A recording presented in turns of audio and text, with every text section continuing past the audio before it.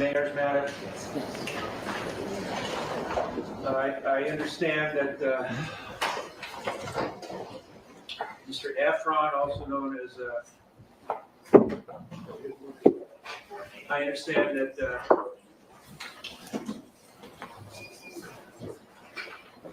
ASAP Relly is going to be called to the stand today, is that right? That is the thing, yeah. All right. Relly is, I know, a very important witness to both sides. Governor, just so you know, he's in the court right now. I didn't even cut you off, but I wanted to get your Where is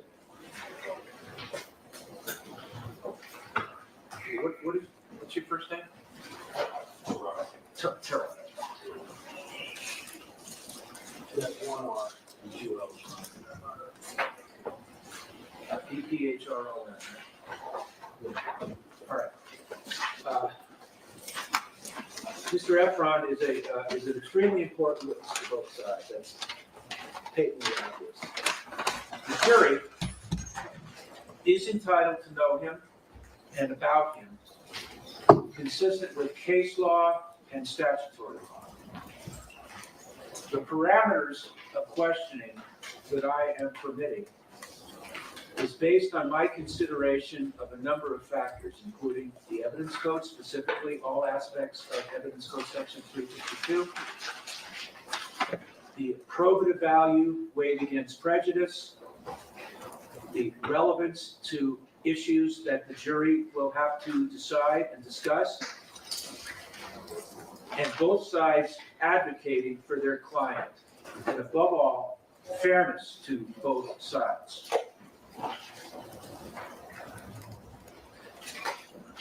The rulings on what Mr. Efron can be questioned about on direct examination and cross-examination is final, with no input from either side. He can be called, he's been identified as ASAP Relly. He's also been identified as Terrell Efron. Depending on how you wish to address him, you can call him either Relly or Mr. Efron. He is not to be asked any question that asks of him. Oh, and I mentioned, I had told counsel before that they could record what I'm saying now for future, in the future, for later today or any other time. And the people are welcome to also. We have one moment. Oh, you-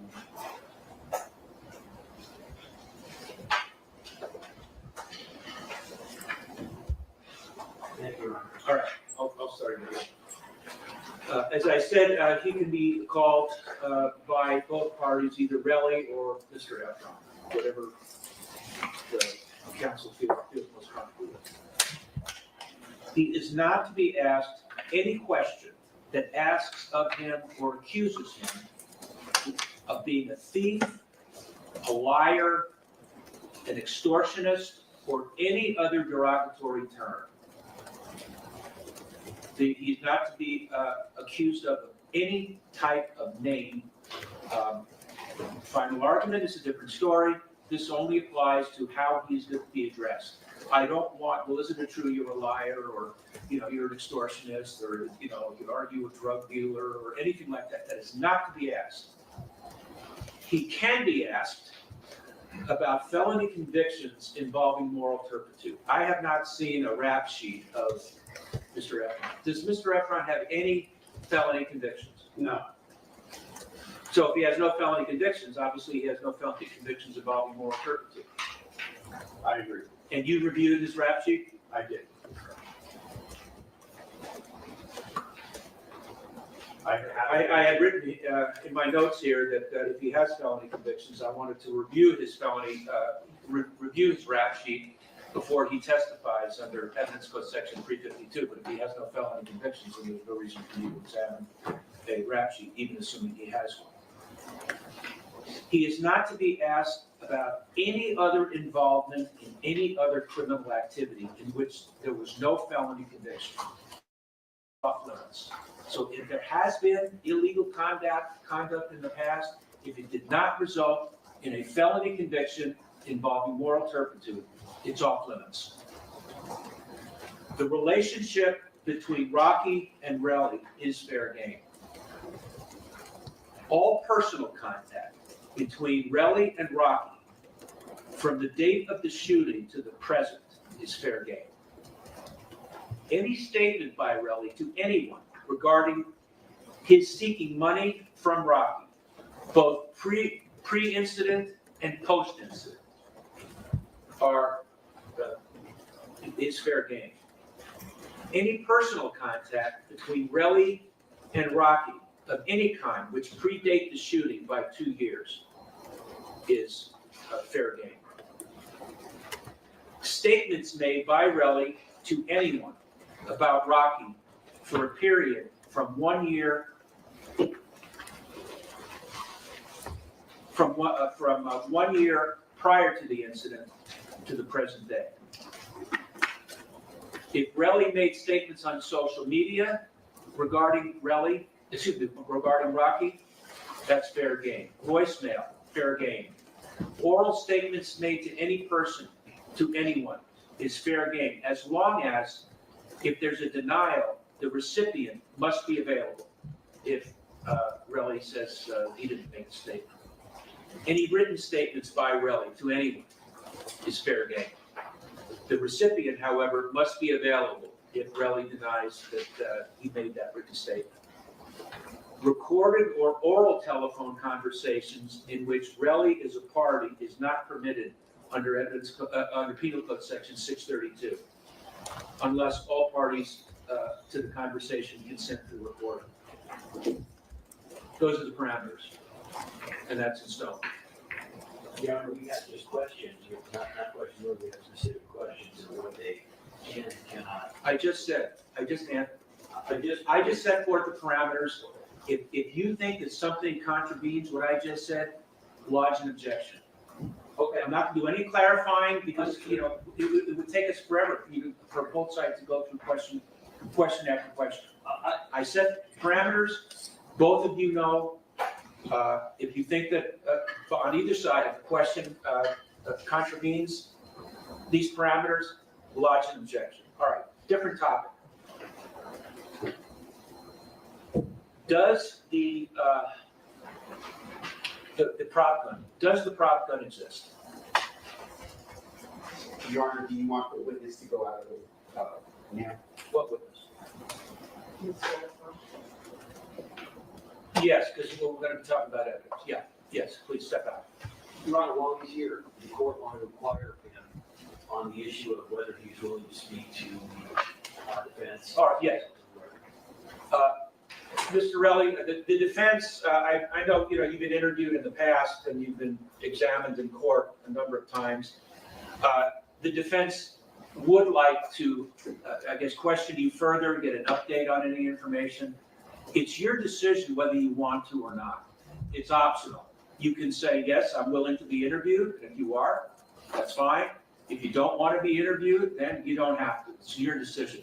But they want to know whether you're willing to sit for an interview. So what's your response? I respectfully decline. Okay, all right. Will you step out and we'll have you come back in when we're ready for you. Your Honor, can we just make sure, I don't know if either of the witnesses are in court right now. Okay, well, I'm going to, So just before we're going to deal with that. No, the court was starting to talk about evidence in the case, and I wanted to make sure they were not in here. Well, the court was talking about that. Yeah, so Mr. Levin and Mr. Phillips, they are not before. All right. Does the prop gun exist? The prop gun existed, yes. Does it exist now? I don't know if it exists now. Are you asking, do we have, or are we going to produce it? Yes. No. All right, well, that answers that question. All right, let's deal with Mr. Levin. Is he outside? Yes. All right, can you have him come in?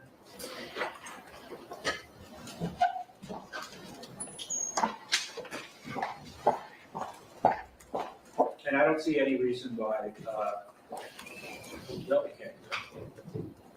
Now, You?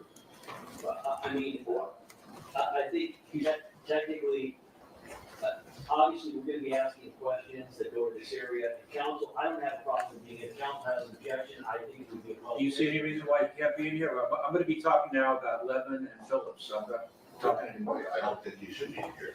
If you don't think he should be in here, then I don't think Levin should be here after you've done the meeting. he doesn't need to be. I just, are you Mr. Levin? I, What's your first name, Mr. Levin? Louis, LOUIS. Deputy Bennett, could you give him a piece of paper? On the piece of paper, I want you to write the birthday time. Yes. I don't want you to say it in open court, because this is being recorded, and, Understood. the public doesn't need to know what your birthday is. Okay. Once you write down your birthday on the piece of paper, give it to Deputy Bennett. Deputy Bennett, give it to the prosecutors, and they can investigate it.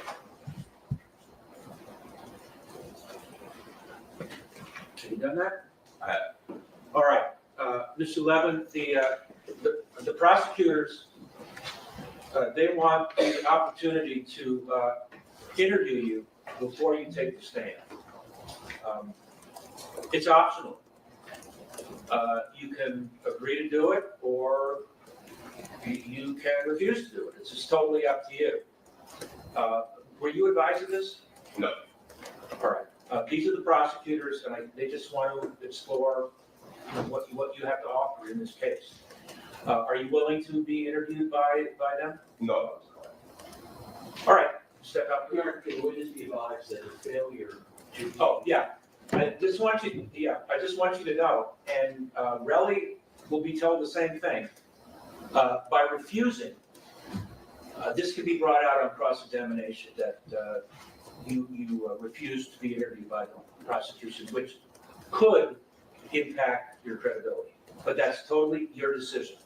If you don't want to talk to the prosecutors, you don't have to. If you agree to, you can. But I just want you to know of the consequences. I understand that. You still don't want to speak with them? Correct. All right. I'm assuming he can give an answer as to why he doesn't want to, correct? Yeah, if he's asked, Yeah. yes, Okay. of course. If he's asked, if he's confronted with, isn't it true that, we wanted to speak to you and you refused? He'll say yes. And then the prosecution asks, or you can ask, why did you refuse? Sure. If it's touched on direct, it can be touched on, if it's touched on in cross-examination, you can touch on it on redirect. All right, step out, please. Thank you. What about Phillips? Your Honor, before you on Mr. Phillips, we still do not have, council has never provided the date of the interview with him. How many there were? Would you wait? I have things Oh, okay. in a certain order. What about Phillips? Where is Phillips?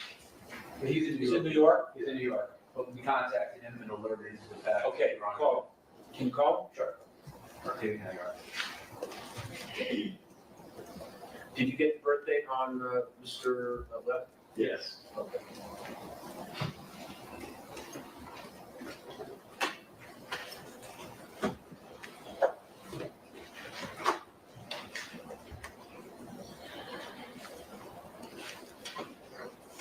What is Phillips' first name? Jamel. Jamel, Jamel? Yes. Jamel.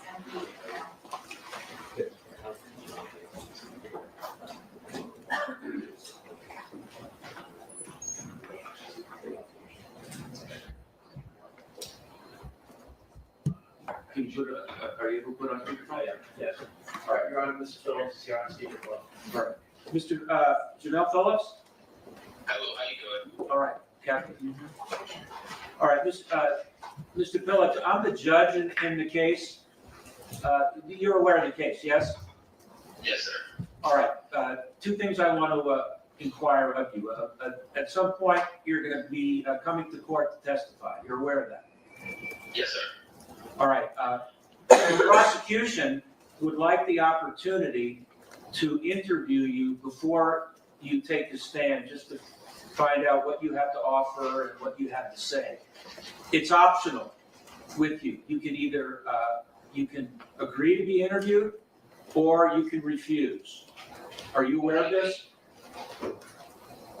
Are you aware of this? Yes, sir. Will you agree to be interviewed or not? No, I do not want to be interviewed. All right, I want you to know though, if you refuse, then the jury is gonna know that you refuse to be interviewed by the prosecution, and it could impact your believability or credibility in the eyes of the jury. Do you understand that? Yes. All right, what I'm gonna do now is I'm gonna have you take an off speakerphone, and the phone is gonna be given to the bailiff. Mr. Phillips, I want you to give your birth date to the bailiff. No one is gonna be able to hear it except her.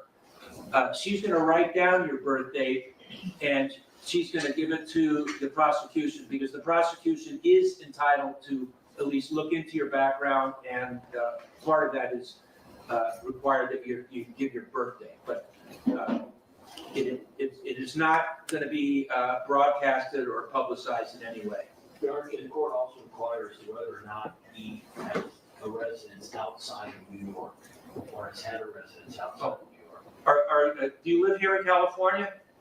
No, Do you have a residence here in California? no, not in my name. No, Not what? no, Do you have a residence anywhere beside New York? no. All right, so when you were out here, were you just visiting? Yes. Okay, all right, go ahead and take it off speakerphone. All right, and Deputy Bennett, let him know when he's off speakerphone, and then have him give you the birthday.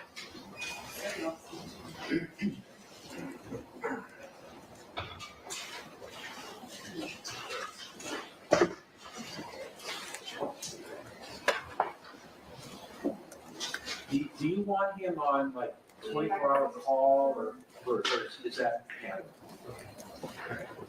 Say again? We'll handle it. All right, you have the birthday? We did. All right, getting back to Mr. Levin, since he's being called as a witness, how many times has he been interviewed by anybody from your office?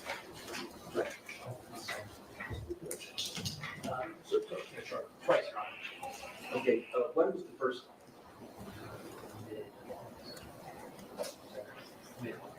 Within August, Your Honor, About 24? of 24, And where did the interview take place? in our office in Akron. Was the interview recorded in any way? It was not, Who was present for the interview?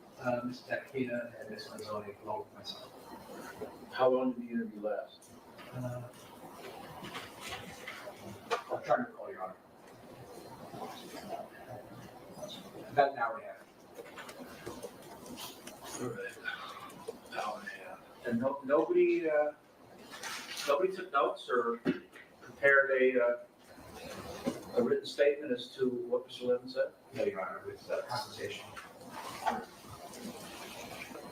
I had said that the people are entitled to at least know the sum and substance. Since there's no written recording of what happened, the people are entitled to know the sum and substance of your conversation. So that is to be generated. Oh, you did? Yeah. The court, if the court recalls, Your Honor, the court made an order that they were supposed to turn over the discovery. Did they? What we originally got was, we got a paragraph saying he was going to talk about his observations, not what the observations were. The day before we started trial in 20, we got approximately a 15-line summary that certainly would not take an hour and a half. No dates as to when the interview occurred, nothing about who was there. By the way, even now, what they're just told the court is, there's an interview in mid-August, they can't even say what date it was. And what they gave us was simply apparently a combination of What's the everything date? he said. I know you know what date it is, so what's the date?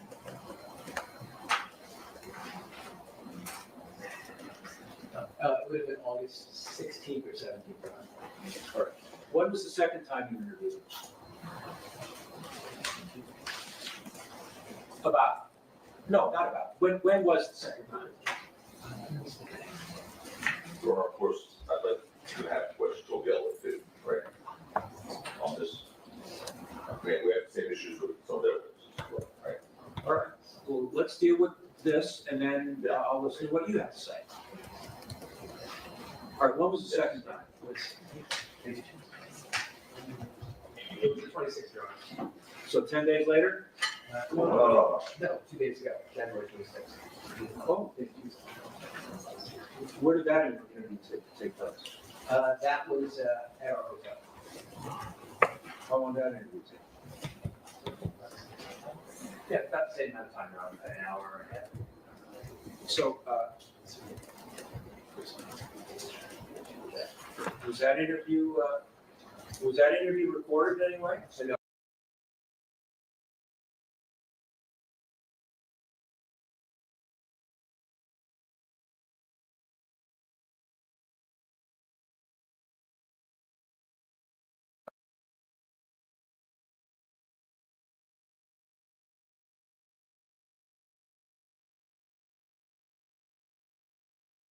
Three hours worth of interviews.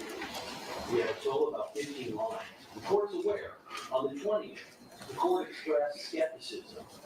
On the 15th, the court expressed skepticism that the defense did not record it, did not write anything down, did not have any substance as to what was said. Right. So apparently, after the court gave that lecture, they conducted another interview 2 days ago, where again, they don't record it, they don't make any notes about it, and they don't turn anything over. They're not required to. If they choose to do their job that way, then they do their job that way. They are required to let us know that they have interviewed the defendant or the witness. Yeah. They have to let us know that the interview took place, when it took place, who was there. It appears that, again, I'm not gonna pull punches. It's very clear what's going on. All right, so what do you suggest? Well, what I suggest is I find completely disingenuous that we have 3 hours now worth of interviews. We got a total of about 15 lines. Very little detail about what's going on.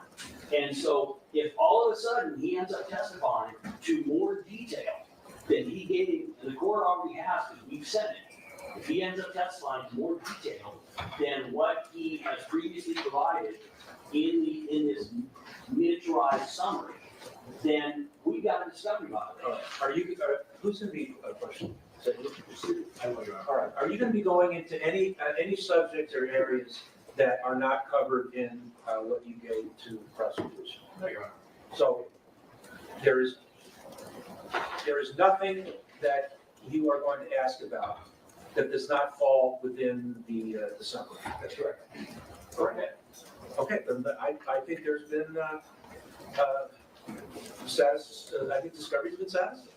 Well, at least this point, Right. we can't demonstrate the discovery is not very satisfied because he hasn't testified.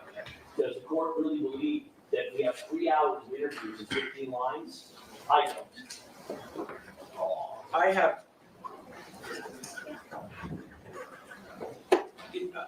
This is not the first time I've been aware that lawyers don't take notes of interviews. If Mr. Siegel represents to me that no notes were taken, or Mr. Tacopina represents to me that no notes were taken, I have no basis to disbelieve it. Would I do it that way? No, but if they choose to do it that way, that's their choice. He told you, Mr. Siegel just told you, that any topic that's gonna be inquired about is in the summary that you've got. So for now, discovery has been complied with. All right, let's talk about Phillips. When was the first time Phillips was interviewed? That's what Oh, is that what We were just talking about Levin. no. What? Levin, we were just talking about Levin, Oh. right? We're not talking about Phillips. You're right. All right, No, you're when correct. was the first time Mr. Phillips was interviewed? It was a week after we reviewed, this letter. All right, around August 23rd, That's right. and where did that happen? In the office. Okay, and who was present for that? Same circumstances, Mr. Tacopina, Ms. Lanzoni, and myself. And how long did that interview take? Yeah, about an hour, Your Honor. 1 hour? No notes, or no report? No. Did you provide a detailed outline of the sum and substance? We did, at the same time, we provided that detail as well. Now, do you intend to go into any areas with Mr. Phillips that are not within the summary that you provided to the prosecution? No, Your Honor. Okay, how many other times did you interview? That was it. That's the only time. That's right. Just so it's clear, Your Honor, we provided literally with about 12 lines of Mr. Levin's alleged testimony. The issue is not, We're talking about Phillips. excuse me, Levin was 12 lines, Phillips was 18 lines. Okay. And I should just add that the issue is not that they're not gonna cover a new area. It's that, as an example, when Mr. Phillips is talking about the actual incident, there's very little information there. It would appear, as the court is aware, the first thing that they said in discovery was that the witness would testify, quote, about his observations during the incident. So they then follow it up with, well, okay, we're now going to tell you apparently a little bit about what he's going to say. So again, Your Honor, this is our concern. Because we've provided with so little of what actually happened, it's not that we're going to introduce a new topic. It's that all of a sudden, these witnesses are going to get on the stand, and the amount of detail they are going to give is going to be completely inconsistent with the minimal information that we will give us. When you add in the fact, and again, they're not required to take notes, but they are absolutely required to immediately after provide, if they're not going to take notes or record, an accurate summary and statements of what the witnesses said. So our concern is, we basically were given nothing, almost zero. They're going to get up on the stand after, again, 2 hours for one, an hour for one, 3 hours prior to the other, and they're going to testify in greater detail. That, when you combine that with the prior attempts and not turning over discovery, even after the court's order, leads to the inescapable conclusion that they're not complying with the meaning of the letter and the court's order. So I understand the court doesn't have anything it can do now, but the court has been furnished with the discovery they provided. It's not a long read, as I said. I haven't been provided it. It's in, I believe it's in the emails that we have sent. So if not, I will give the court a copy, but it's literally on one page for both of them. If I'm understanding you, Mr. Siegel, that any topic that you're gonna cover on direct examination, I'll be doing this, Mr. Phillips. all right. Am I correct in assuming that any question that is asked on direct examination by either counsel or Mr. Levin and Mr. Phillips is encompassed in the summary that's been given to the prosecution? Yes, Your All Honor. right, I just wanted to yes or no. All right. And I'd like to say more than one word. Wait. All right. I don't see any other topics to go into. All right, In terms of, on this issue of total, for now, this, there's a couple of other issues that people have. The first issue relates to, it's not just the real evidence of profit. We've been furnished with only 2 witnesses at the call. Right. It is our understanding there will be no other witnesses that will be called to testify about profit. The court's aware. Counsel and I have been asking for days, any email the court is talking to you, are you planning on producing the gun in this he case? said no. Well, they refused to answer that question the last week we've been asking. They've also answered the second question, are they now planning, which would be against the court's discovery order, to call any other witness regarding the profit information? Can the court please inquire? We've only been told there's 2 witnesses to call, plus maybe the defendant. So, any other witnesses that you intend to call or reasonably intend to call? But the only possibility is sitting right to my right, Your Honor, right? Thank you, Your All Honor. right, so it's either the Levin, Phillips, and Rossi, or just Levin and Phillips. The next issue that we would have, Your Honor, is we want to make sure, there have been times where counsel has asked to approach, but he still wanted to be on the record. Our position going forward is that unless it is something having to do with an issue with the jury, the prior time occurred before the jury was selected, counsel made certain arguments in open court, then he asked to approach, and he made different arguments, but he wanted to do it on the record. Unless the court orders it, and there's a good reason, The last time this happened, Your Honor, as the court is aware, counsel elected at his request to give a speech that he was very happy with his jury, wanted it to be known that he was happy with the Give jury. a speech. You are. Stop, don't interrupt. Okay, fine. You'll have a chance. Oh, I know, but he should. You'll have a chance. I know Wait he's till he doing right. finishes, then you will have a I chance. know what he's doing right. Do not interrupt neither of you interrupt the other. He said, I need to say something in open court. And then he made a statement about how they were very happy with the jury. Clearly, it didn't matter to the court. He then asked to approach. When we asked to approach, he said he wanted to do it on the record. On the record. But outside the press, he then complains about jury selection, about a specific juror, etc. We are not going to participate in Mr. Capitina's attempts to manipulate the media. Again, that ties into the fact that when the case started, I very kindly said to Mr. Capitina, hey, listen, I know you've been speaking to the media before trial. There was no worry of every right. Are you going to be saying anything once the trial started? He assured me in front of my co-counsel, the response was, John, I would never do that. I won't be saying anything to the press. Meantime, he is speaking, I already sent the court this, he's speaking to TMZ, he likes to say things to the press as he leaves the building. We took him at his word that he wasn't going to be talking to the press while the pendency of this trial was going on. This is necessitated as an example. We ended up hearing his arguments basically about the jury issues repeated by Al Sharpton. We're not going to try this case in the press. We're going to ask the court at this point to order Mr. Tapapina to not speak to the press during the pendency of this trial. Okay, I guess I'll start in reverse. First of all, I'd like him to provide a quote of what I said to the press, because one thing I've never done is speak about the facts of this case since the jury's been out. Never, okay?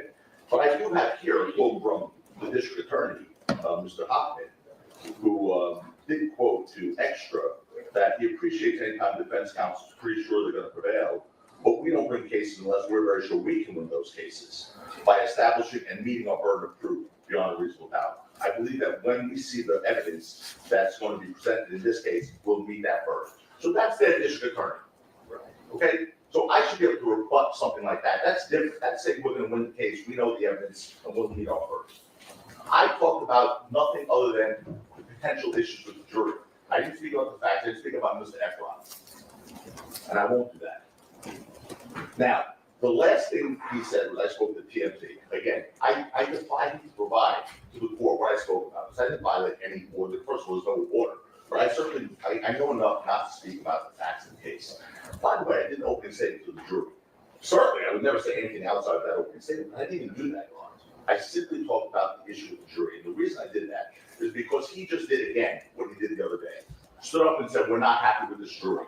Try and get that message back to the jury that we're not happy with them. That is not the case. But, Your Honor, the reason I raised the issue about maybe we would have selected a different jury, or certainly a different juror or two, is because of the late disclosure of the ballistics report after a jury was impounded. And we have a right to make that record. It doesn't mean I'm unhappy with the jury. So, speaking of disingenuous, we're going to now get into disingenuous. But I did nothing but protect the record, protect my client. So that's first and foremost. So again, the issue that I spoke about off record was caused by their late disclosure of a report that was generated over a year ago by their lead detective in this case. That Mr. Lewin wants everyone to believe he just stumbled upon 3 days ago. He just stumbled upon 3 days ago. You don't have to whisper, just talk. Try to get that middle ground there. Just talk in the normal tone of voice. That he just stumbled upon 3 days ago. He made all these accusations about that's disingenuous, I don't believe it. Well, I don't believe that they just found that report from their lead detective who they interacted on a daily basis in this case, 3 days ago. I don't believe it. That was done in January 2020. I already made findings. I understand. In my view, nothing nefarious. I don't want to go over things that we've already gone over. Well, we just did. We still have to do it. He's asking that that both sides be directed not to make comments to the press. That's what he's asking for now. I'm not poking fingers, I'm not accusing anybody of any unethical conduct. Let's just move forward. Here's what I want to I have. have more things. Oh, go ahead. All right, I just listened. Go. Now, we heard all about the discovery issues about, this not being enough. I mean, I think this is incredibly detailed when it comes to Mr. Phillips, especially if this is a videotape. This is really detailed. Tell us what he's going to observe at the scene, what he's going to testify to, what he observed at the scene. Putting that aside, Based on what I've heard, I am satisfied, under the circumstances, that both sides have satisfied this discovery rules. So there's no reason to go over about whether you have complied with discovery. I already found that you did. Okay, now I want to talk about Ben. There was a police officer, the first one out of the box, Sergeant Zizzo. Right. The only thing we have from them, because, I assume the rules apply to both sides, right? The only thing we have from them is a few-line email saying we spoke to him on Wednesday. He testified Friday before. We spoke to him on Wednesday, and Jack, you have the email?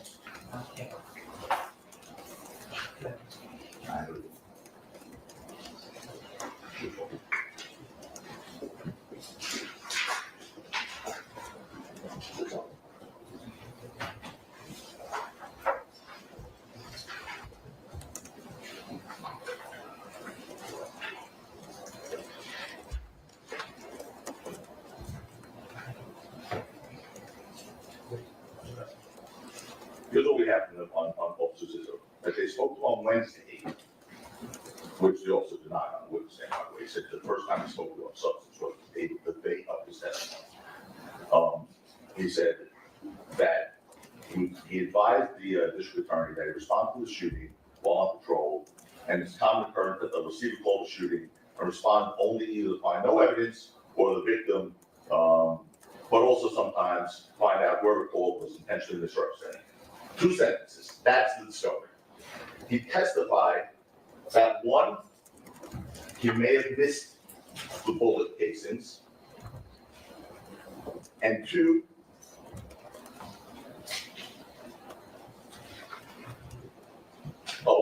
he didn't know where to look.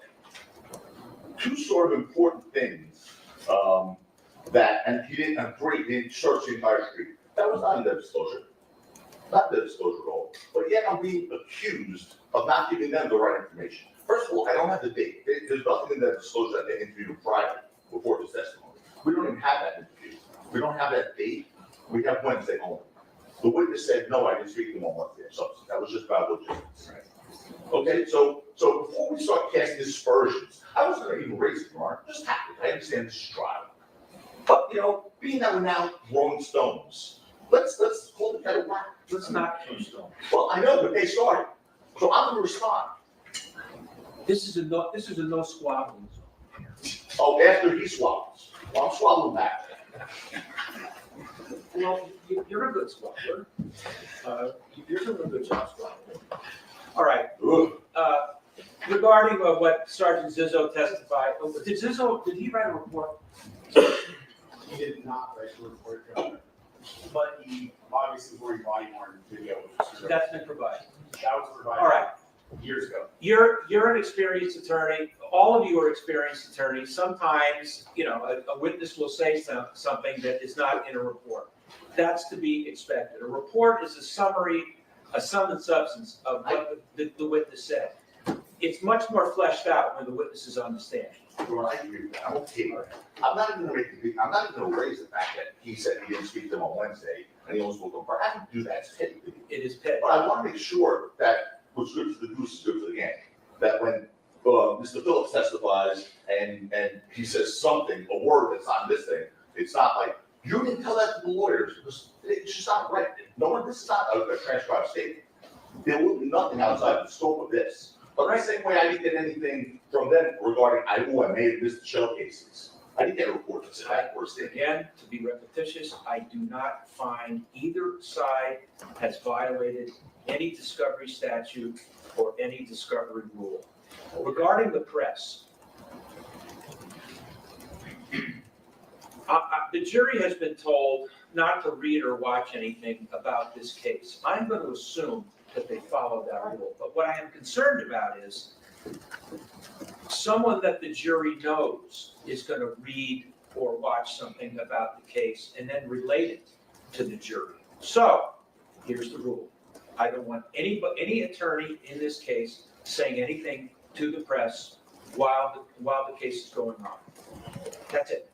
So you can call it a gag order. We will advise, obviously, of course, where we've said nothing.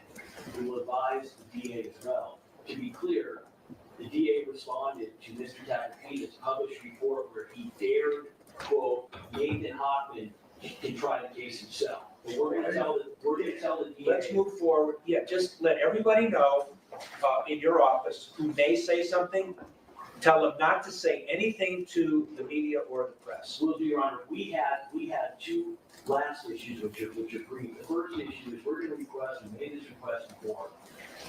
Counsel and I've tried many cases in front of the court. If there's anything even close, I forward to in advance. If there's any evidentiary issue, which is even a close call, in terms of the defense introducing, bringing up, asking questions, we want to make sure that they ask an approach and that we forward to it. You don't want to be in a position to have to unring the bell. That goes for both sides. Finally, Your Honor, the court is aware, on Friday, it doesn't really matter what circumstances were, Mr. Tacopina literally started screaming at me in the. So again, Your Honor, I've not interrupted Mr. Tacopina's life. As I see, Mr. Tacopina makes noises, again, if there's got to be a certain decorum. We're following it, but you can't bring a knife to a gunfight. So we would appreciate, as the court is respectfully instructed, when one word is talking, the other word not interrupt. Mr. Tacopina, as court is aware, started literally screaming at me in the courtroom. He basically appeared to challenge me to a fight. And again, I've been doing this longer than he has. I've not had that experience occur before. I am not going to be treated that way by anybody. I'm certainly not going to be treated that way in a court where I practiced for more than 30 years and in front of a judge I deeply respect. He doesn't have to like me, he doesn't have to get along with me, but he cannot be screaming at me, whether on or off the record. The court was here. The court, I mean, everyone heard and saw it. It's not right. So I'm just asking that the court, again, Mr. Tacopina is an emotional guy, that the court advises. And you are, both of you are zealous attorneys, aggressive attorneys, both of you are. We are due to zealous aggressiveness. The court has not heard me yell or scream at anybody. And again, and it's not a request. I'm not gonna take that. All right, why don't we do this? I did not hear you yell. I did not hear it. If it did happen, it wasn't in my presence. Because you two have, this relationship, why don't you not talk to each other unless it's, on the record, Oh, that's, and then I am involved? that train is silly. Yes, absolutely, I agree with that. But I want to respond now, because, I can't have it always one way. He makes a record, disparaging remarks, and then I gotta sit here. So, no one screamed, you were right there, Your Honor. What's happened, and Mr. Siegel was with me, is Mr. Lewin comes up with his little scolding, sort of bullying attitude, telling me you don't know the rules here, and we're not doing this right, and you don't like the opening statement, and so on and so forth. So I respond, I don't need a lecture from him, okay? I'm not gonna go into the amount of phone calls I got regarding him and his reputation before this trial started, from lawyers I don't even know, including lawyers inside the district attorney's office currently, okay? I'm not gonna go into it, Your Honor, 'cause I'm not petty. Wait. No, and now you're interrupting him. Just that, you were complaining about him interrupting you, you're interrupting him. Don't. I'm not going into it, Your Honor, I just don't want to do that, but please, there was no one yelling, you were right here, there was an argument between both sides, both of us, I agree. That's not gonna happen, because I'm not gonna speak and get off the record, so you're right about that, that's number one. Number two,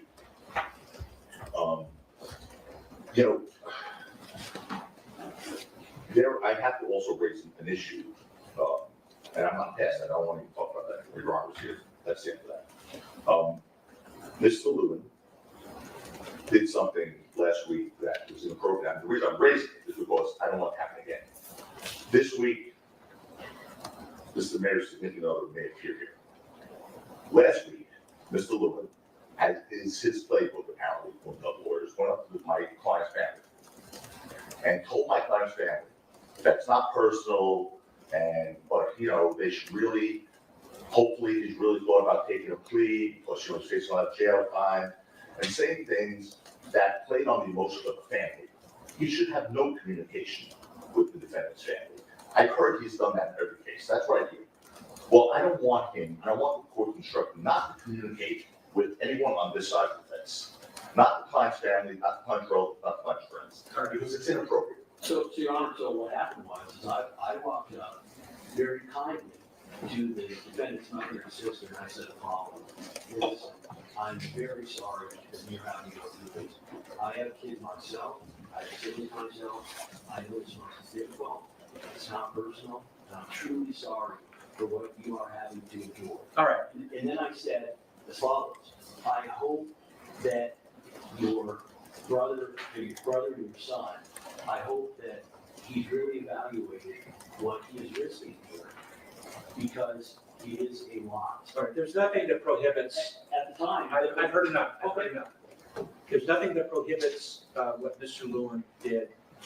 You've heard now that the defense does not want you to approach anyone from that side, so don't approach anyone from that side. It's as simple as that.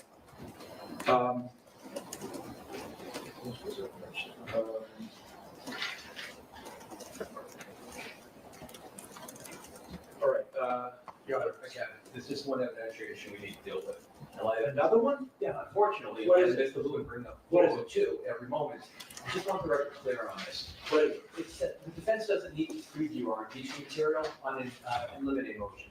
Mr. Lewin keeps saying, we need to bring it to the court's attention or his attention when we plan on introducing or using evidence so that he can have a 402 hearing. The law is crystal clear. If I don't need to go further, I won't, because we're on the same page. But the law is crystal clear that there's no rule of law that would require the defense to disclose evidence gathered by an investigator who may tentatively be called by the defense for impeachment purposes. That's Hubbard versus Superior Court. I'll continue. People versus Hunter. Section 105, 4.3, subdivision A1 provides that, quote, defendant and his or her attorney shall disclose to the prosecuting attorney his or her intended witnesses together with any relevant written or recorded statements of those persons or reports of the statements of those persons, which we complied with. But the court goes on, but that does not include impeachment statements.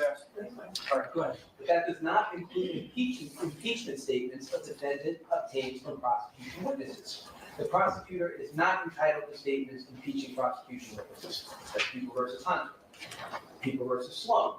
Here, the defense, the court noted, could use the messages on the tape to impeach a witness without disclosing the tape to the prosecution. The prosecutor was wrong that using the tape for impeachment was the same as introducing it into evidence. A few more cases. People versus Ledesma. The court noted, to the extent the evidence at issue was admitted to impeach, counsel may have been unwilling to give the prosecution the benefit of a preview of the defense case in order to obtain such rulings, which is what apparently Mr. Lewin is seeking to do now. The court noted that the defense was appropriate in the way it proceeded. Two more. Izaga versus Superior Court. This is Aga, yes. Right. The defense is not required to disclose any statements it obtains from prosecution witnesses it may use to refute the prosecution's case during And cross-examination. you're gonna mention Tillis. I'm going to mention Morrison, in which the court noted, nor did the discovery statutes obligate counsel to disclose she would impeach a witness with evidence of prior misconduct, particularly in that case, gun possession. Now, I understand, Your Honor, that the prosecution here wants us to do their homework for them, but the law doesn't require us to. For that matter, all of the impeachment material that we have arises from their own discovery. All right, let me tell you my view on impeachment. I'm aware of this Izaga, but that's a California Supreme Court case. There's another California Supreme Court case that said, it's called People versus Tillis, T-I-L-L-I-S. Both of them say the same thing. Impeachment evidence does not have to be disclosed. Impeachment witnesses, once the decision has been made to call them, does have to be disclosed. But the evidence does not. All right, we are at 5 minutes to go. I don't want the jury to wait, so let's give Kathy a break, and if anybody wants to use the facilities, they can.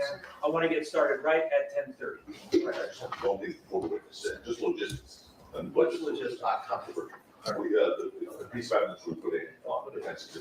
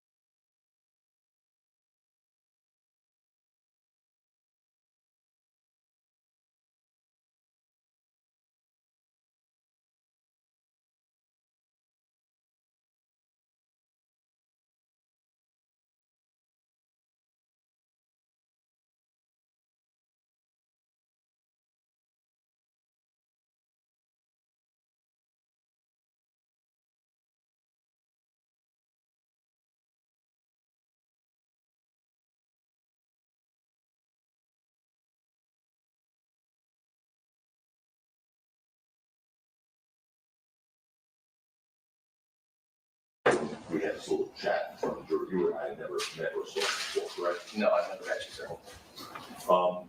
Since Friday, have you spoken to anyone about your testimony? I had people ask me about it, but didn't really get into detail. You didn't speak obviously to the prosecutors. All right, No, sir, we agreed not to in anticipation for that question. there you go. When you say you have people ask you about it, who asked you about it? Coworkers, friends, that sort of thing. Oh, curious, Sure. but you going to with that now. Again, when you were, just a recap, when you were arriving at the scene of a call for a shooting, you looked for victims, right? Correct. Damage to vehicles in this instance, Correct. shell casings. Correct. Now, we put into evidence defense exhibit A. Can you see that on the screen in front of you? This one doesn't work, but I'll turn. Okay, thanks. Anyway, the street shown there in this video is East Del Mar, right? Correct. Okay. And the video starts at the end of East Del Mar, closest to Selma, right? Correct. It's right at the intersection. And with the first 15 seconds of that video, you approached a homeless person and asked if he heard a shooting. Do you recall that? I don't independently recall that. Okay, let's play that part. That's it, Martin. Hey, Val, did you hear any shooting over here? Yeah? Okay, that's you, right? Yes, on the left side. Okay, you were asking, you said, hey, Al, you hear a shooting over here, correct? Yes, that was me. Okay. By the way, why was your body cam not on there anymore? I really don't remember. I don't have an answer for that.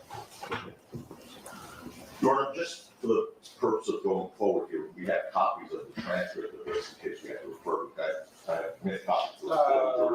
Alex, could you distribute the transcript to all of the jurors and, Yes, do concept. does anybody at council table need one of these transcripts? We'd like to see, we What would do you like to think? Would you do that? No, I don't think so. That's okay. No, we have, hold on. Want me to wait to distribute them? No, distribute. Yes, sir. What do you want, this is gonna be? D. B, B. that's exhibit B.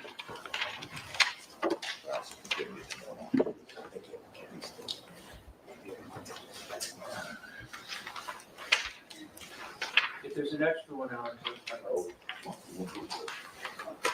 I don't want to take it from any of you. Yeah, we, yeah, hold on, I don't think that's. All right, Kathy, all right, I'm good, Alex. All right. Does anybody not have a transcript? Taking one point down. Let's make sure everybody has a transcript. I don't know if we formally did the stipulation, I'm not sure. Both sides stipulate that it's audio recorded or video recorded, that's on the video where we have a transcript, it's we cannot take down what she's hearing. Actually, the stipulation is not necessary. There's a rule of court that said that when audio tapes are played, the court reporter does not take it down. I was referring to that rule of court, or that's what I thought. I just learned that, about 6 months ago. Yeah, there's no stipulations required. They just don't. Well, if it was, we would say. You gotta take. Thank you for that. For Mr. Jacobina and I would. All right. So happen once in a while. So sorry, obviously, we'll look for signs of shooting again. Yes. It's still on. And the video shows multiple officers searching for signs of the shooting on East Del Mar, right? Yes. Directing your attention to 22, 35, and 54 seconds of that video, the officers are conducting a search using their flashlights aimed at the ground, right? And we'll get you right there. I said 22, 35, and 54 seconds, so almost. Anyway, right there. Go ahead, let's go. Yeah, stop sign, parking lot.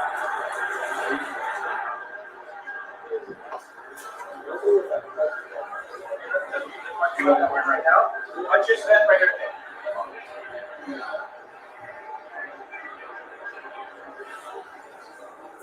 Okay, so what's the make and model?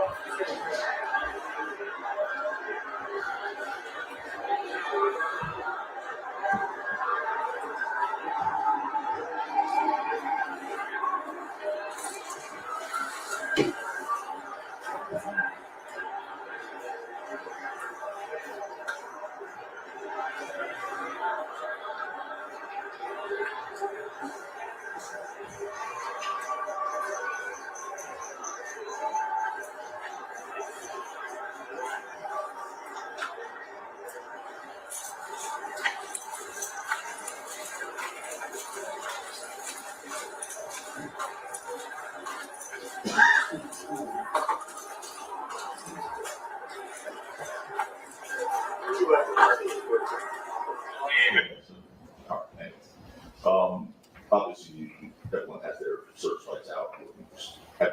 Yes, sir. And obviously, I think this is something you'd agree with, that you wouldn't have wanted to do, and none of you would have wanted to overlook important evidence at the scene where let's shoot, right? Correct. So it was careful and attentive, and obviously, were you a sergeant there as well, or since, No, sir, I was a police officer 3, I was a training officer. and then got promoted? Yes, sir. Congratulations. Thank you. So, as an attentive officer, when performing your duty, you made it obviously a point, to be careful and attentive looking for evidence, right? Yes, sir. Now, initially, you said you thought there were 3 officers at the scene? Correct, and that was based off of the my body worn video that we watched. Right, I understand, no problem, but, you agree that there's more now, right? Oh, yeah, So, so, as a matter of fact, there's 7. okay. Well, you don't take my word, for it. Let's go to the video. I'll direct your attention to 22:40 and 36 seconds. We'll stipulate, council, if that helps as well, that there were 7. That's, that, just want to, just a quick peek. So, okay. Okay, do you see, would you agree that 7 officers are at the scene? I don't dispute that there were 7 officers at scene. Not really dispute, but you agree that you see 7 officers right there, right? There are 6 in the frame, the Including, guy wearing the body cam. correct, including that one, yes, 7. 7, okay.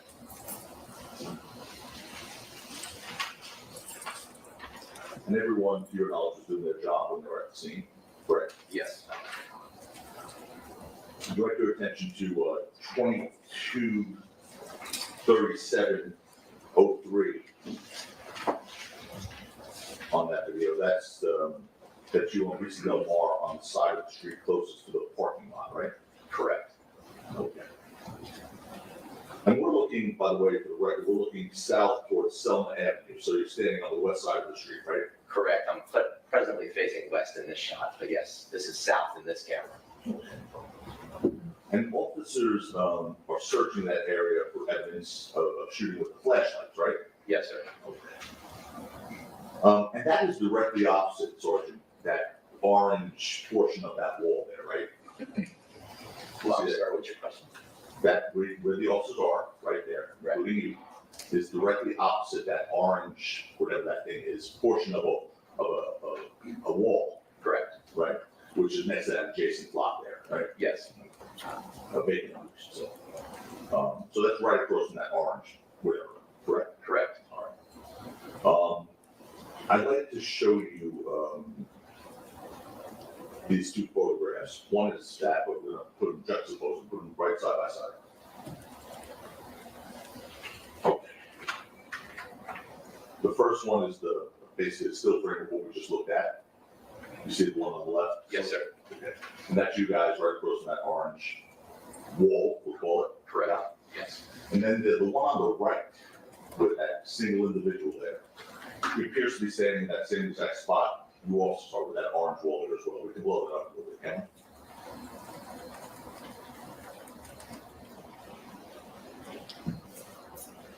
See that, sir?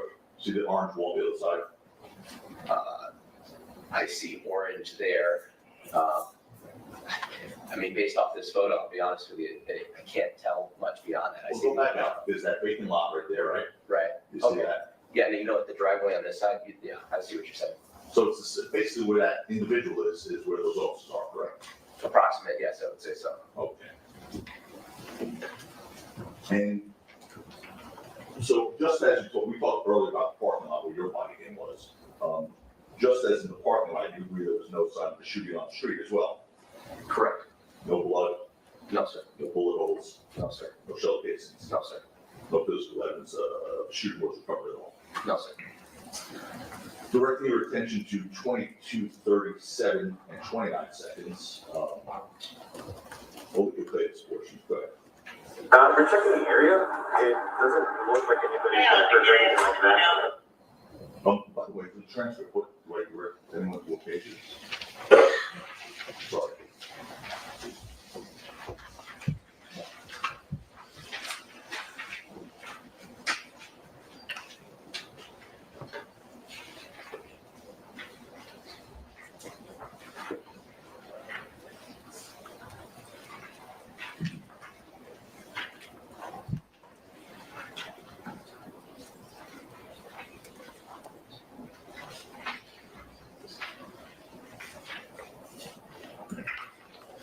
Page 2, line 14 of that transcript, which is Defense Exhibit B, please. I'm sorry, do you have one? I actually do not. Oh, okay. So you take the ball. Sorry, I'll give you this copy.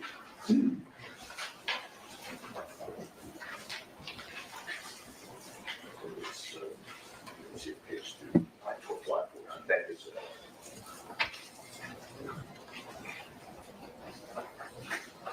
Okay, can we, start playing that portion again, maybe go back a few seconds? Okay, We're checking the area. It doesn't look like anybody's been hurt or anything like that. okay. So that's one of your, do you know who that was speaking? I actually don't remember. Okay, well, one of the officers, right? Yes. And you say basically we're checking the area, doesn't look like anyone got hurt, right? Correct. And direct your attention to 2238, which is basically a minute later, 21 seconds. And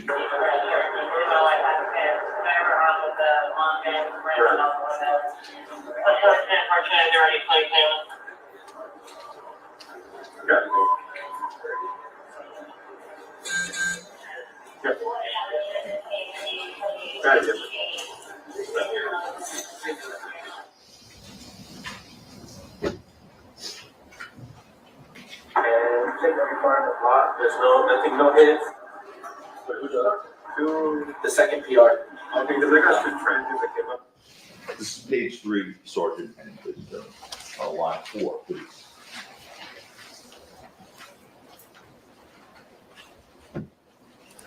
Can you play that portion again, please? Everything possible. And check every car in the block. There's nothing, no hits. Okay. And then a few seconds later, 223840, which, second one, make sure we direct the right portion of the transcript, guys.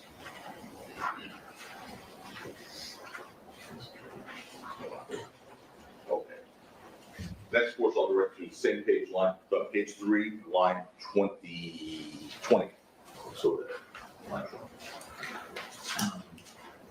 And now we can play that portion, go ahead. There's no evidence for now. We can give no evidence. Okay. So one of the officers, remember that was speaking, by the way? I did. Who was that? So at the time, Officer John Cook, now Sergeant John Cook. Sorry, John, okay. It says there's gonna be no evidence for now, we have no victims, no evidence, right? Correct. Now, directing your attention, direct your attention to 2240, 04. Last page, here it is.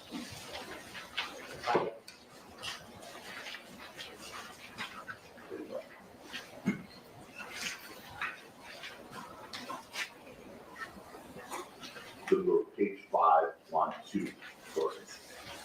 Ladies and gentlemen. Page 5, line 2. And go ahead, you can play that when you're ready. Yeah, it sounds like someone probably fired a shot in her hair to scare somebody. Your Honor, you would have an objection on hearsay, so it's not going to be overruled, sir. And lastly, direct your attention to 2240 and 26 seconds, which would be same page, page 5, line 14, sorry. Yes, sir. Okay, go ahead.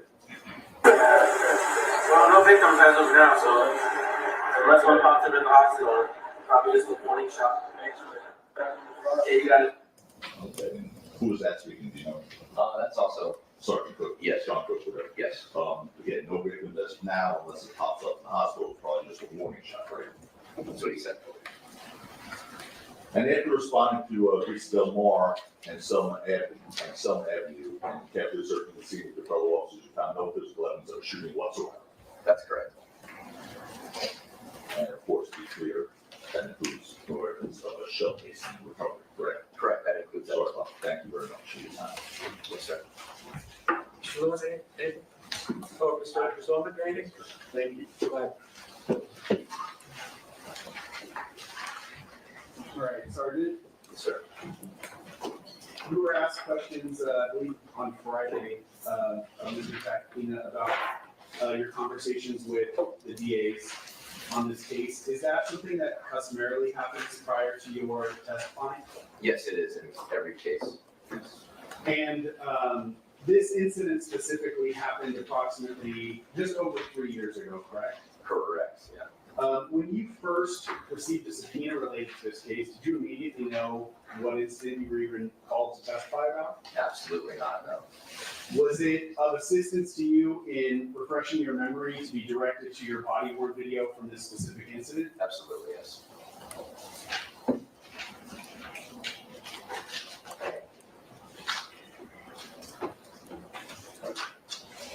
In his questioning on Friday and also today, Mr. Takapina asked you questions about searching for shell casings, I believe is how he phrased them. Are you familiar with the term shells, casings, cartridge cases, things like that? Yes, sir. What is your personal background, training, and experience as it relates to firearms? Well, I have the training I received from Los Angeles Police Department. I've also attended various trainings outside on my own time related to firearms training, different weapon systems, marksmanship, mostly related, that sort of thing. In the course of that training that you're talking about, have you, can you even estimate how many rounds of ammunition you fired? I cannot. That's a lot. Right. Okay. Over the years, yes. Are you familiar with, just in general, with handguns, the difference between a revolver and a semi-automatic pistol? I am, yes. And in very broad terms, what is the difference between those two types of guns? Well, I think the biggest distinction would be that a revolver operates from a rotating cylinder where it has each individual chambers, usually typically 5 or 6 chambers, where each round, bullet, sits inside the individual chambers. And when the trigger is pressed to the rear, the cylinder rotates, hammer comes back, strikes the round, discharges the round. Then it continues to rotate.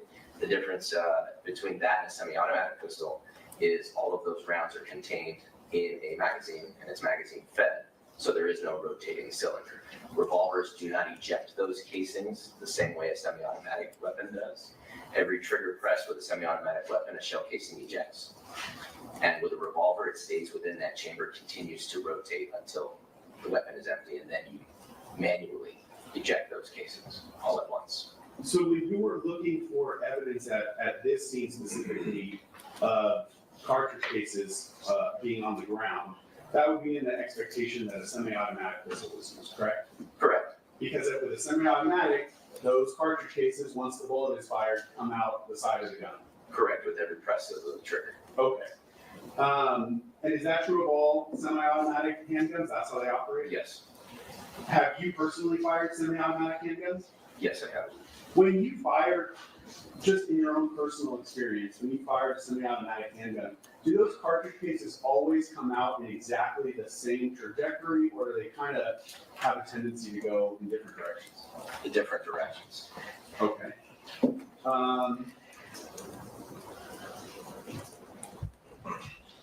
And is it those discarded or used cartridge cases that you would have been looking for that night? Those are the same ones we're talking about, yes. Right. All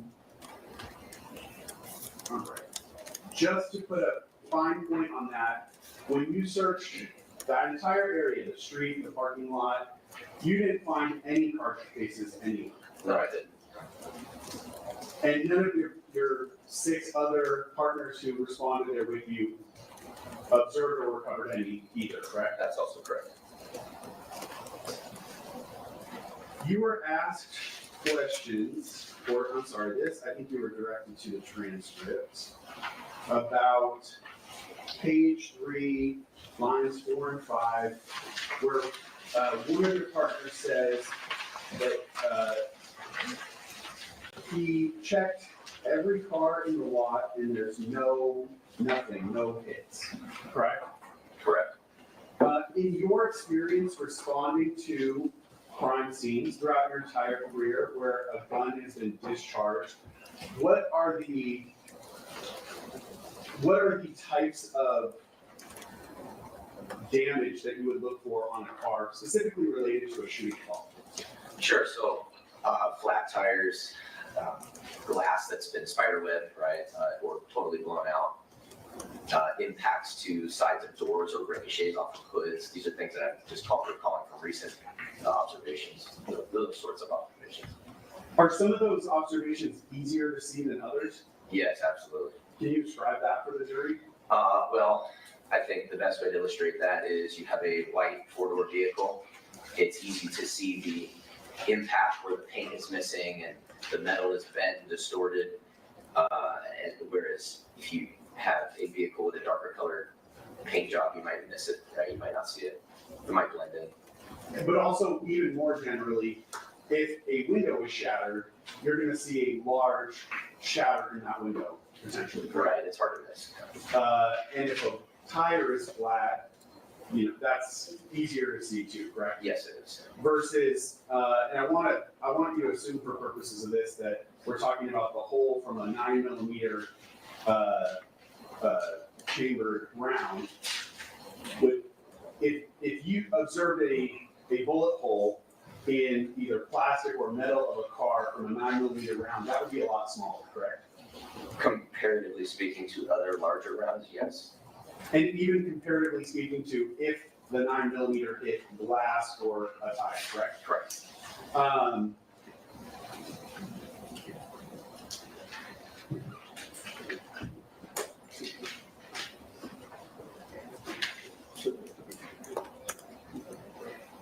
If a firearm was fired in a downward trajectory and struck the ground, would you expect the round would either ricochet up into the bottom of the car or potentially fragment into bullet fragments that would then strike the car? I think both of those scenarios are possible. Okay. Did you and your partners check the bottoms of cars? No, we didn't. And in fact, to this point of any damage on the cars, were you or any of your partners, to your knowledge at that scene, familiar with the condition of any of those cars before you responded? No, we weren't. So you don't know if any of those cars already had any damage on them? That's correct, yeah.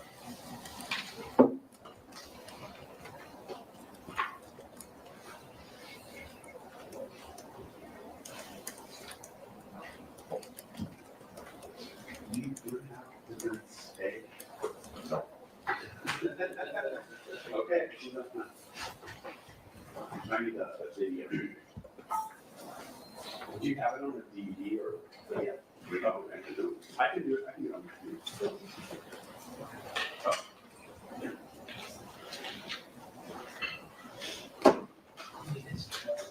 Yeah.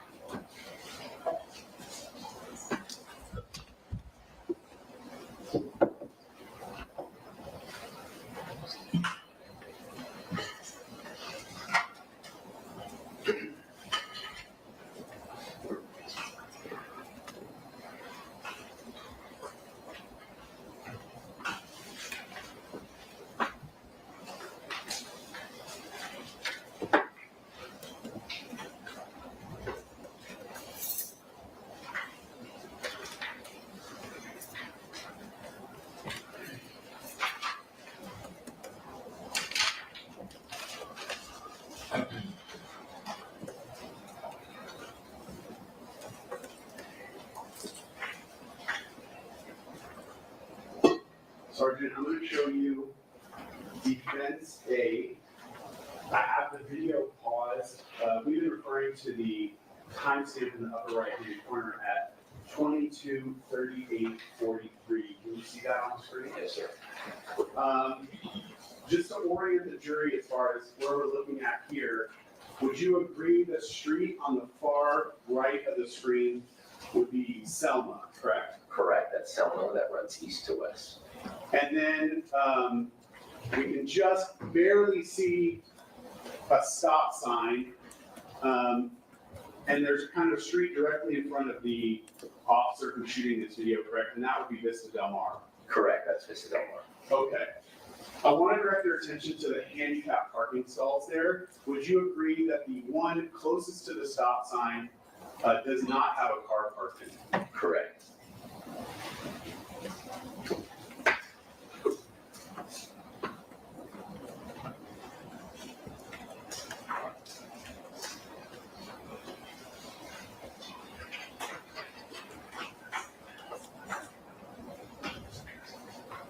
All right. I'm gonna start this from around the beginning. Hey, Cal, did you hear me?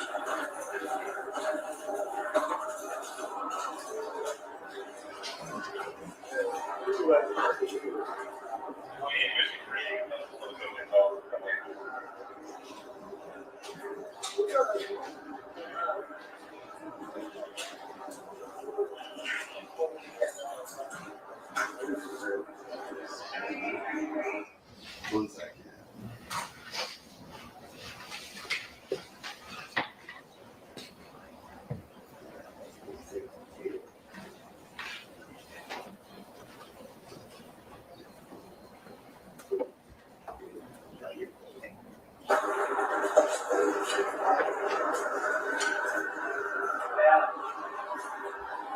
Hey, My apologies, sir. I didn't mark it on the transcript, but I'm not sure where that corresponds to in the video.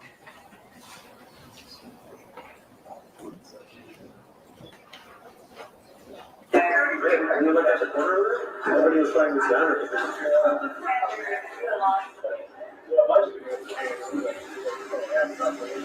So, that's one box in the hospital. Probably just a morning shot. Yeah, you got it.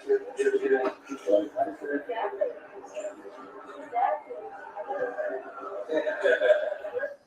Sergeant, I can replay this section, but can you hear what sounds like a crowd of people in the background of this video? I'm gonna play it starting at 22:40:41. I'll play it forward for a few seconds. Okay.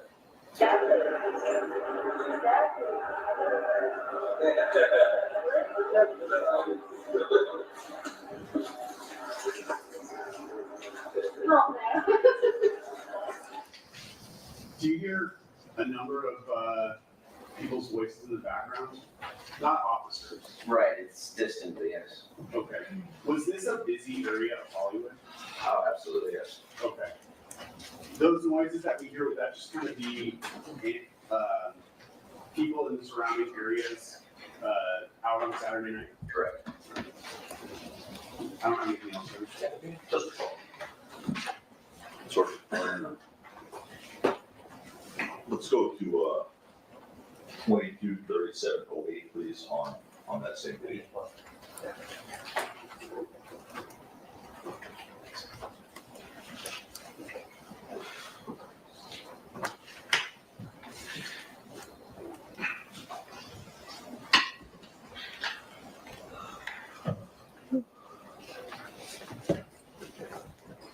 So just take it. There's a famous orange wall over there. You see that thing on the left? Yes, sir. All right. And right across where you guys are searching, where that individual was before, right across there.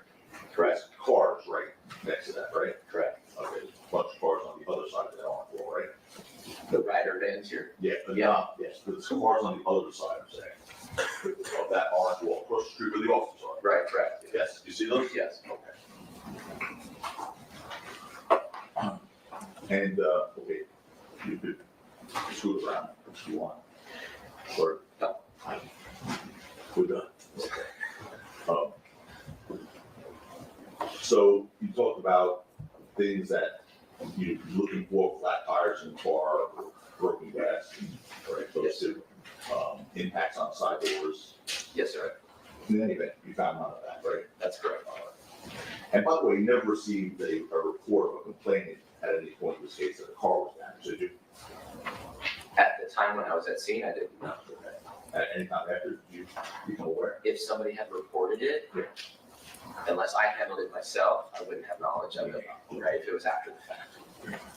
And one last thing, The Glock is one of those semi-automatics that does in fact eject shell casings, right? Correct, it's a striker firearm. Yes. Thank you.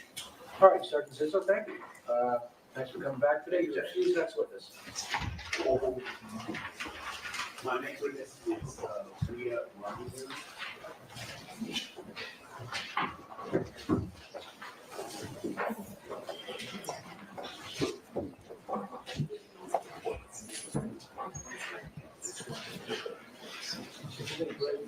Okay.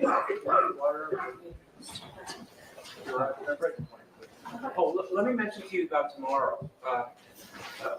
One of the people involved has a commitment that cannot be avoided. So we're going to start a little early and we're going to go a little longer. We're going to go 10 to 12:30 tomorrow, but that's going to be it. And then we'll break about 11:15. So be here tomorrow at 10 and then you'll be excused for the day at 12:30. The following day, normal schedule, 10:30 to noon, 1:30. Okay?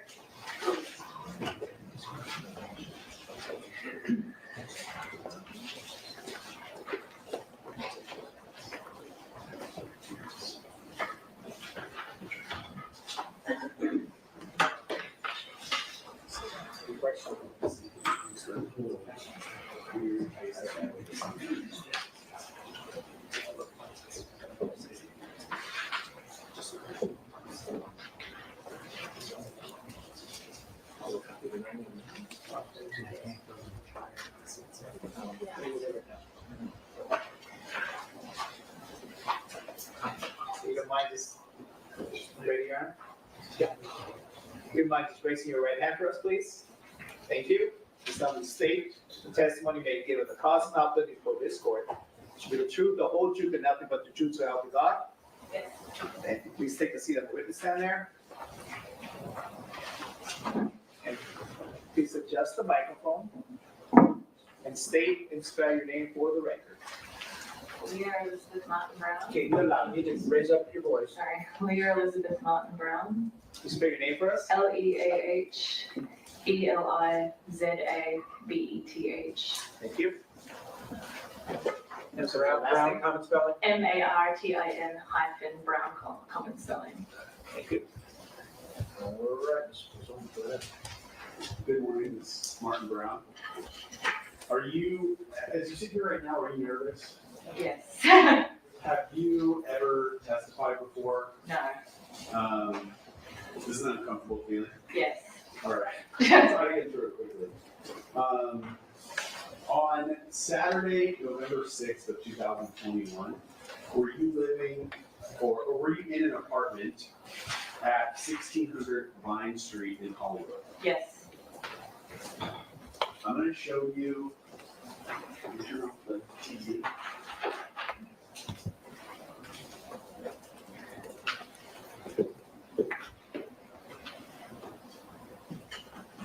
There is something that puts up there that should work. All C's. If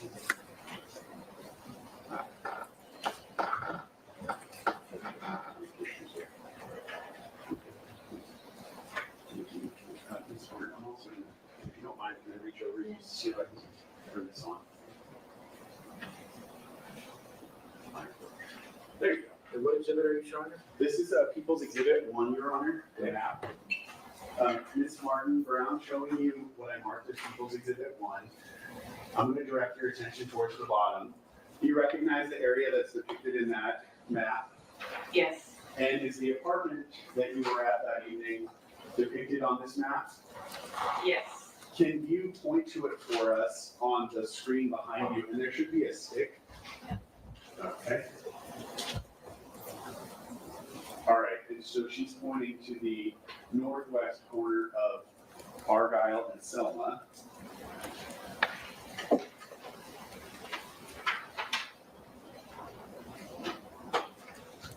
The apartment that you were in that evening, did it have either an exterior facing window or a patio area? And what street did those windows look out Argyle and then also Selma. So from the window, you could see the corner of Argyle and Selma? I could see pretty much all of Argyle and then up until like Selma in the back of Davy Wayne's, which is a club along there. Where would Davy Wayne's be? Like around here-ish. Okay, so you're pointing all the way to the corner of El Centro and Selma, correct? Yeah. Was the apartment that you were in, what floor was that on? The 7th, it was part of the 701. Okay. So from the 7th floor, you're high enough that you can see over the buildings there that are at the northeast corner of Argyle and Selma, correct? Sorry. Ask the court, please, mind deleting a little bit right there. You know, people's position is foundational. Not the last question. So, Read the last question. Please. Okay, so from the 7th floor, you were up high enough that you could see over the buildings that are at the northeast corner of Argyle and Selma, correct? Sustain. Okay. Now, if I could mark my next exhibit, Your Honor. 6. Equals 6. One-page document with a single photograph. Here's to depict the corner of Argyle and Selma.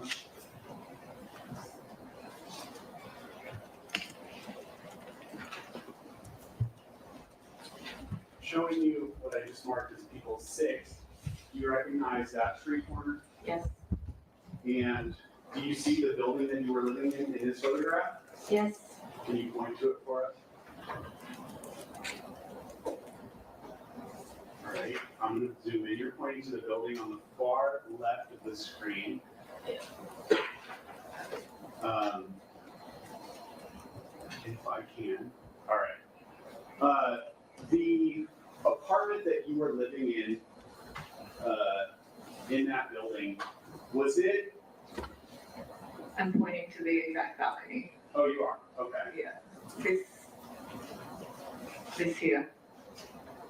How do you want to describe that? So I would say in the photograph, there are a number of,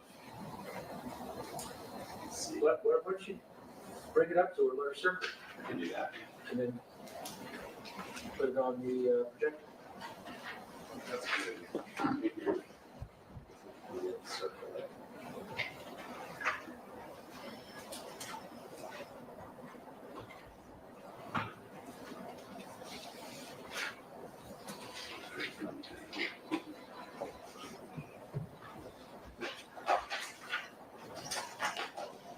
Yeah, so you have more time to Sharpie. Sharp with the ball. Thank you.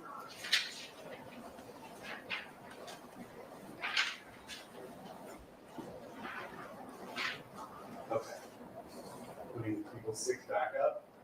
The black mark that you made here is the exact document you're talking about, correct? Now, it appears that directly across the street from the building that you were living in, there's a number of buildings on this corner of Argyle and Selma, correct? Correct. From your vantage point, could you see over those buildings? Yes. Taking you back to People's One, you said you were able to see all the way to Selma and El Centro? Yes.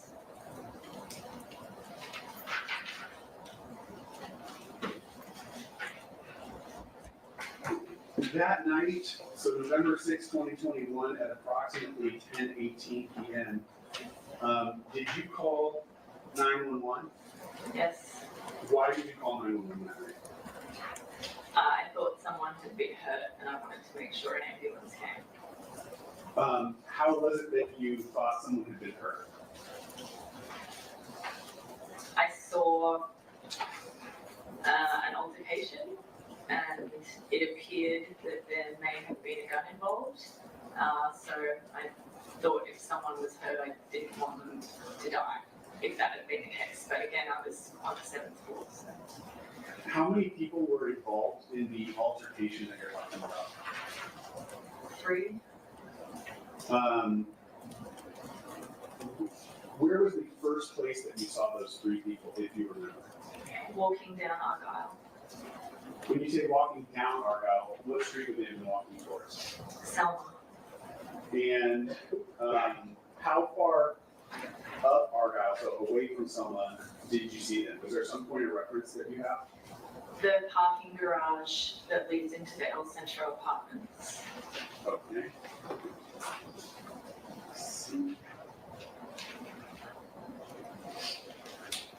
Might be difficult to see here on people 6, but do you see the entrance to the parking garage in this photograph?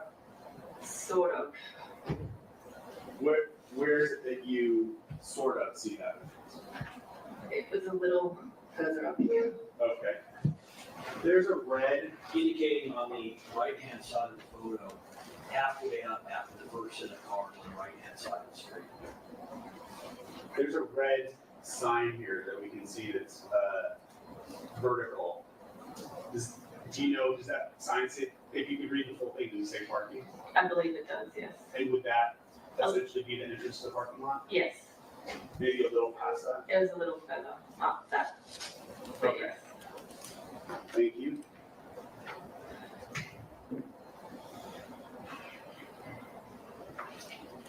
What was the first thing that you observed between the interaction of those people that you described? Again, it was like, I was on a 7th floor balcony. It appeared that they were arguing. And they kind of ducked under the parking structure roof. And there was like some loud yelling. And then they appeared to be fine, but went around the corner into the back parking lot. And then that's where it appeared that there was another kind of issue, and there appeared to be like allegedly a gun drawn, and someone appeared to be shot. Okay, I want to start at the parking garage. You said you saw these 3 people arguing outside of the garage. Did you see a firearm at all while they were outside of the garage? I was on the 7th floor. I understand your perspective. From the 7th floor, did you see anything that Not at that resembled? time. Okay. So the only thing that you observed from the area right in front of the parking garage was arguing, is that what you're saying? They seemed to go sort of underneath the roof. There may have been like something physical, but it was obscured by predominantly it was obscured by the roof. Did you see any physical contact between those men? Very briefly before underneath, but again, I don't want to speak on that any further. Thank you. And I'm not asking you to speculate on anything that you're saying happened when you couldn't see them, but from the point that you could see them, what physical contact was it that you saw? Someone appeared to grab someone. Were there any, where on the person who was grabbed, where on their body were they grabbed? I'm not sure, I was too far away. Did you see any punches thrown or anything like that? I said what I saw. Okay. I don't really. Thank you. You saw one person grabbed and then they, And then they kind of went underneath it, like there's like a roof thing that obscured things. all right, fair to say while they were under this roof or overhang, you couldn't see them, correct? Correct. When you next saw any of the individuals involved in that scuffle, where was that person going? The 3 of them appeared to, again, I couldn't identify who was who, they just all looked like people to me. I just saw them all in a group walking towards Selma. Were all 3 of them bunched together, or was there any separation between the 3 of them? I can't really accurately recall. Okay. As you saw them walking towards Selma, could you hear anything that was happening between them? No, Did you hear even any raised voices, even if you couldn't make out exactly what was said? prior to that, yes, but at that stage, no. When you say prior to, do you mean at the parking garage? Yeah. Okay. So you heard arguing at the parking garage, but you didn't hear any arguing as they went down Argyle? No. When these 3 were, did it appear to you that they were all men? It did appear that they were all men. Okay. Is there anything else distinct about them that you could describe?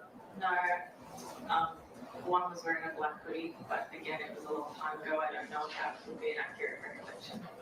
Okay. When they, could you even tell the race of these people? It was dark, I don't know. Okay. So when these three men got to the corner of Argyle and Selma, where did you see them go? I saw them turn, from my perspective, left, and then into it's kind of like a parking lot behind these buildings. Okay. I still have people 6 displayed up on the screen here. Can you see the direction that they went in this photograph? Yes. And where would, if you could take the pointer, just kind of show us where they walked down Argyle and which way they went down Selma. Okay, so Your Honor, I would say she's describing walking southbound on Argyle towards Selma on the east side of the street, and then making a left turn and staying on the north sidewalk of Selma headed eastbound. So you're describing them walking past this building out of view, correct?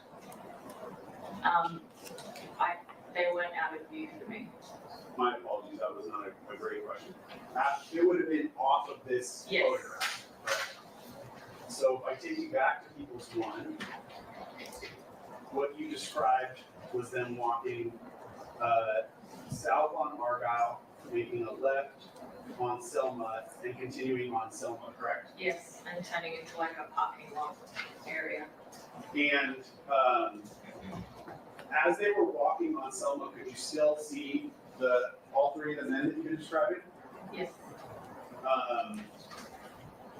Did you hear anything between them at that point while they were on Selma? No. Did you see any interactions between them while they were on Selma? No. You said they got all the way to the corner of Vista Del Mar, correct? From my vantage point, it appeared that they went into the parking lot area. I'm not entirely sure what the street is called. I just know that it's behind the El Centro Apartments. Okay. If it's marked here as Vista Del Mar, does that sound accurate to you? If that's marked as that, then I suppose it is accurate. Okay. And you know that there's a parking lot at that corner of Yes. Vista Del Mar and Selma? Yes. So you said, what you described was they walked into the parking lot, correct? Yes. Where did you see them go from the parking lot? I saw them in the parking lot, and then they had what appeared to be an altercation, and then everyone left. Can you describe what you mean when you say they had an altercation? Again, this was a long time ago. I can only speak on what I can remember. It appeared that they had some kind of disagreement. There was what appeared to be like a firearm pulled. There appeared to be shots, and then people ran away. The initial altercation that you're talking about, what was the first thing that you observed? I can't recall. Okay. The person that you observed with the gun, where was that person in relation to the two other people? Closer to the El Centro Apartments than Selma. See.